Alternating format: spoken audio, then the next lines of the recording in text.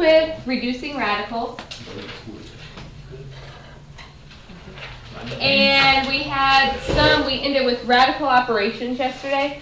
So if you remember, it is not proper notation to leave a radical in the denominator. So you can't have a radical on the bottom of a fraction. So if I gave you this and told you to rationalize, that means get the radical off the bottom. What would you have to do? Multiply by square root of top and bottom. If I take the top and bottom times the square root of 3, 1 times the square root of 3 is, and the square root of 3 times the square root of 3. Square root of 9. Yeah. So the square root of 9 is 3, so you get radical 3 over 3. Okay, so it's equivalent. They're equal to the same thing. It's just writing it in a different form.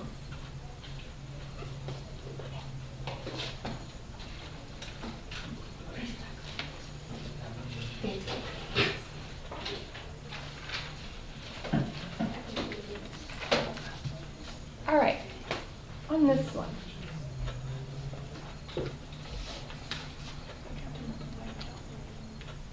Okay, so the denominator is 4 radical 2. I have to get the square root of 2 off the bottom. So how could I do that? Multiply by the square root of 2. Okay, since this is one term, you don't have to multiply by the whole thing. You can, you'll just end up reducing later. All we really need to multiply by is the square root of 2. So on the top, 5 times the square root of 2 is just 5 radical 2. On the bottom, we have 4. Square root of 2 times the square root of 2 is the square root of 4. What is the square root of 4? 2. So this is really saying 4 times 2, which is 8. You always want to check at this point, make sure. Can I reduce the 2 and the 8? No, because the 2 is under a radical. But if I had like a 16 radical 2 over 8, you could divide the 16 and the 8. So always make sure it's in lowest terms. All right. What if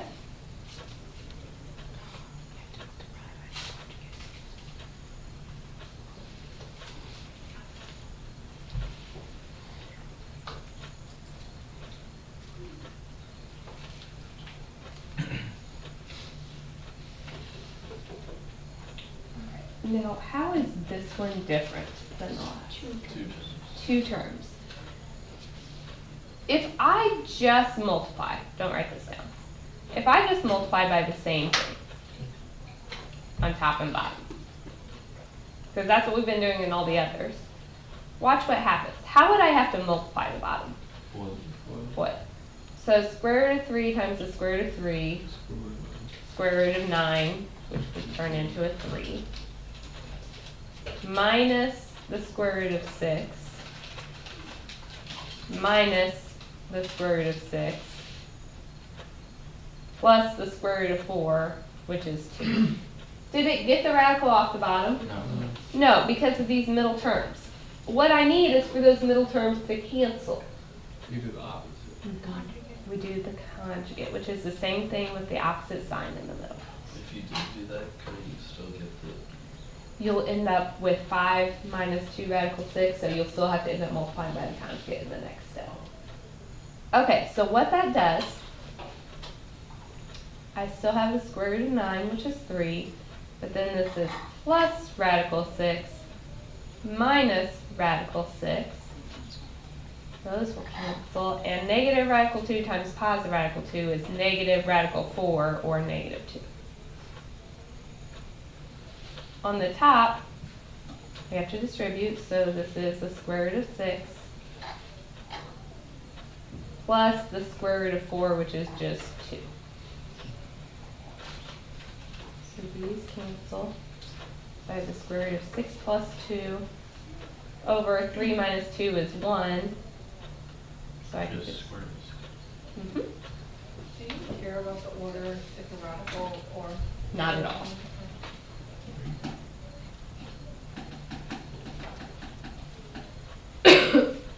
All right. Is that okay? why don't you guys try one of those? If I did, there's only one radical on the bottom, so it's very tempting to do this. But what would you have to do on the bottom? Plus, Five. square root. Yeah, if I just multiplied it like this, it would be 5 radical 2 minus 2. And did that get rid of my problem? No, it just moved the radical to the other term. So you have to think about how these things multiply out and realize anytime you have two terms, you have to multiply by the conjugate, whether or not they both have a radical. So that's 5 plus the square root of 2 over 5 plus the square root of 2. So then if we distribute, 3 times 5 is 15. 3 times radical 2 is 3 radical 2. On the bottom, 5 times 5 is 25. Plus 5 radical 2 minus 5 radical 2. I don't care if you write that out if you know it's going to cancel. Minus the square root of 2 times the square root of 2 is the square root of 4, which is just 2. So those cancel. So I have 25 minus 2, which is 23. Can this reduce at all? No. If it were like 15 plus 3 radical 2 over 24, what could you do to everything? Yeah, if you divide them all by 3, it would turn into this. So do make sure you're checking to see if it reduces. Okay. Is that one okay? Let's talk about if it's not a square root.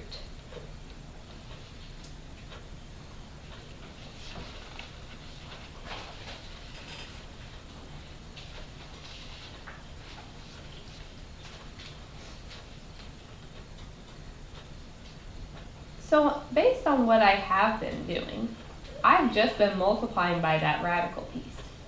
If I did that here, the bottom would be the cube root of 9. Can you reduce that? Mm-hmm. No, so it didn't help. What do I need to do? Multiply again. You could do it again, because essentially what this is saying is you have 1, 3. How many do you need to pull them out of a cube root? 3. So you need how many more? You need 2 more. So we could multiply by a 3 squared.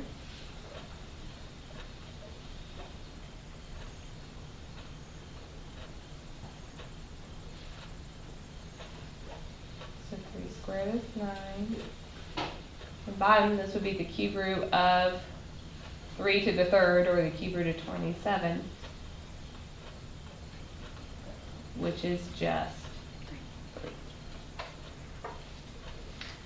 Now some people don't like writing this as 3 squared, which is fine. I don't care.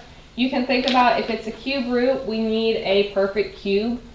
So you know, like 2 to the third is 8. Can I take 3 times something and get 8? No. 3 to the third is 27. Can I do 3 times something and get 27? Yes. What number? 9. So you could think of it as just multiplying by the cube root of 9 on top and bottom. That's the same as 3 squared. So whether you write it with the exponents or you just find the number, that's okay.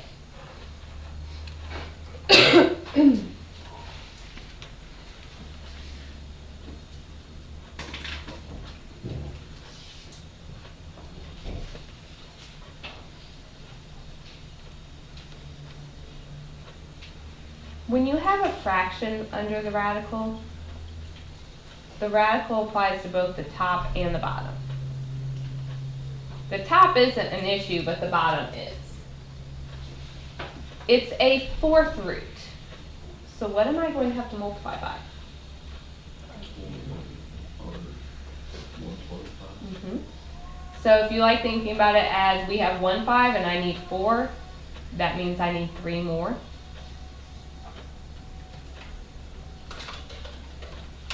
If you like thinking about it the other way, you can start going through your list of things to the 4th power. 2 to the 4th is 16. I can't turn 5 into 16. 3 to the 4th is 81. I can't turn 5 into 81. 4 to the 4th is 256. I can't do that. Or sorry, I took that too far. 5 to the 4th is 625. And I could get that by multiplying by 125. So a couple ways to think about it. On the top, what is 3 times 5 cubed?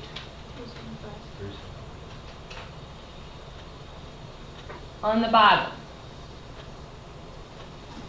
this, 6, 20. yeah, you could write it as 4th root of 5 to the 4th, or the 4th root of 625, or if you want to skip that step altogether and just write it as 5, that's okay. So whenever you have like a different root beside the square root and you multiply it to cancel it out, will it just be the number under the radical? It does that with the square root, yeah. Not always. If I had said like, all right, if I gave you this one.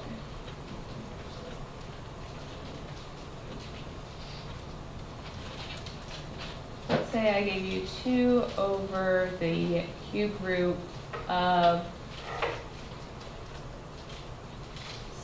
I don't want to do 16.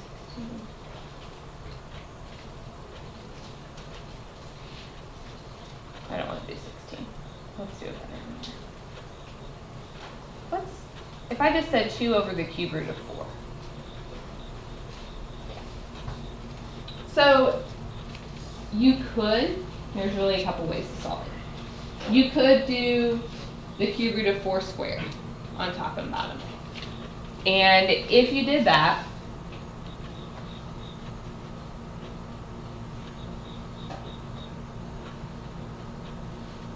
so you get 2 times the cube root of 16 over 4.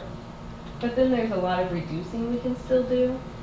2 over 4 reduce. Can you break down a cube root of 16? But are there any perfect cubes that go into it? 8.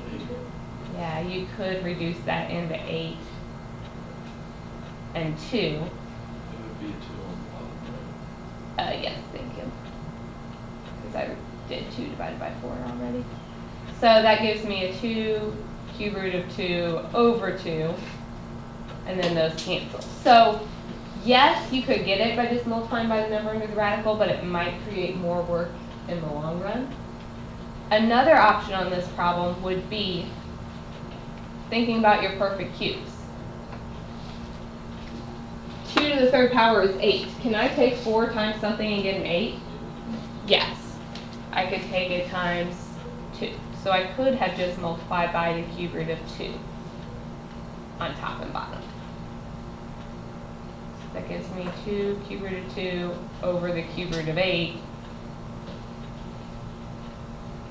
Cube root of 8 is 2. Those cancel and we get it. So you'll get the either way, but one way is shorter. Most of what we're going to encounter in this class is just square roots and getting square roots off the bottom. I know in Algebra 2 you did talk about some of the cube roots and 4th roots, so I wanted to kind of touch on those and remind you a little bit. But the majority of what we will see will just be a square root. All right. Questions there?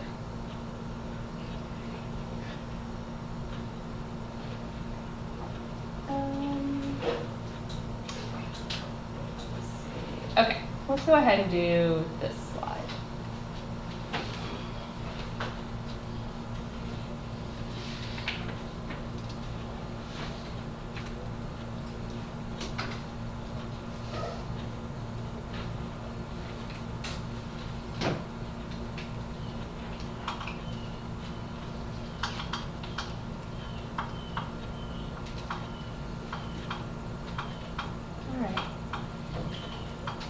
So we have a couple issues. We want to subtract these, and what do you have to have in order to add or subtract? Common denominator. We also can't leave radicals on the denominator.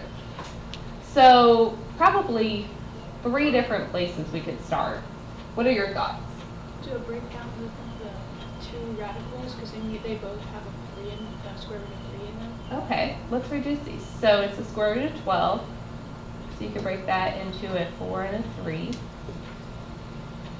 Square root of 4 is 2. 27, you could break it into a 9 and a 3.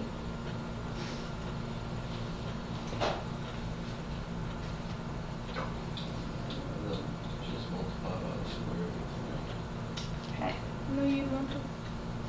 Don't you have to get? Yeah, Never mind. into two. You have to get the common denominators first. Okay, we can reduce this. We need a common denominator, and we're going to have to get the radical off the bottom. So we have a lot of things to do. I mean, we can kind of do those in whatever order. So if I go ahead, I'm just going to reduce those 2's.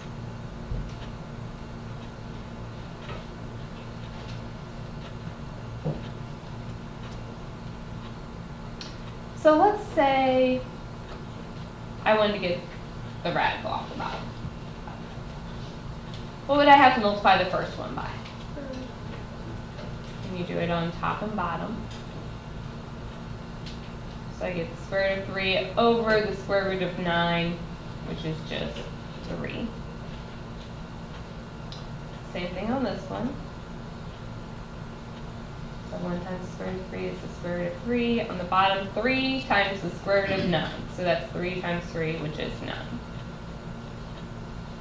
And multiply by 3. Yeah. If you want to get the same denominator, we could take this 1 times 3 on top and bottom. So it gives me 3 radical 3 over 9 minus radical 3 over 9. And then can you subtract the radicals? Mm-hmm.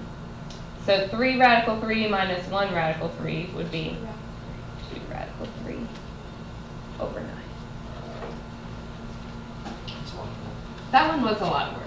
Couldn't you, because they're both under a square radical, couldn't you just multiply them and then that be your common denominator?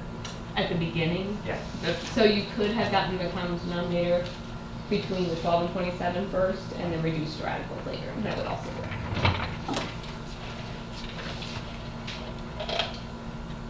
Other questions?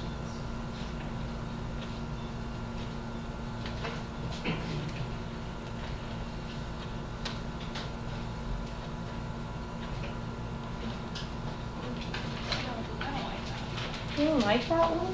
Instead of 3s. Yeah, I'm sorry. I It's thought a it was an 8. cube root of 8m squared n cubed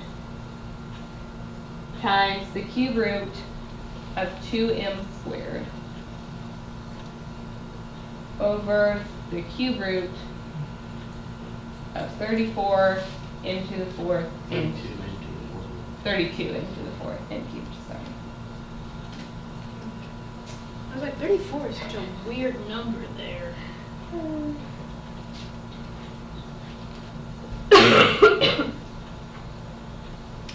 All right, lots of different starting places. Let's just look at the top. I have more than one radical there, so let's go ahead and just multiply this. So they're both under a radical, so it would just be a cube root of 8 times 2,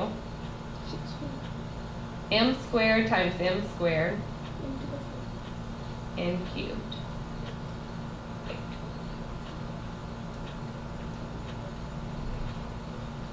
All right, this looks kind of like a nightmare because you have to get that radical off the bottom, but it's actually really nice.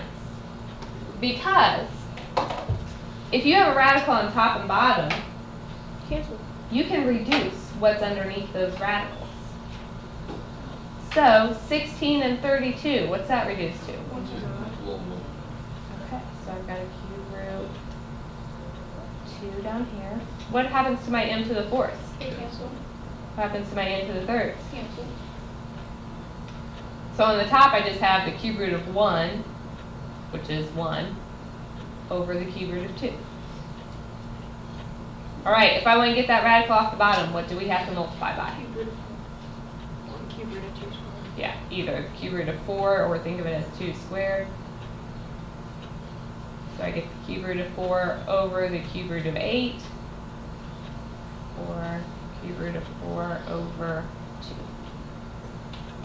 And I can't reduce the 4 and the 2 because Square root. We're radical. the 4 is under a radical and the 2 is not. But if they're both under a radical, you can reduce them. Saves you a lot of time.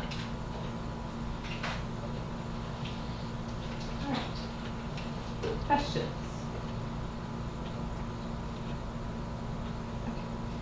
So, I think I'm going to stop for now. I might do some at the very end of class. I gave you that handout yesterday. You now know what you need to finish it.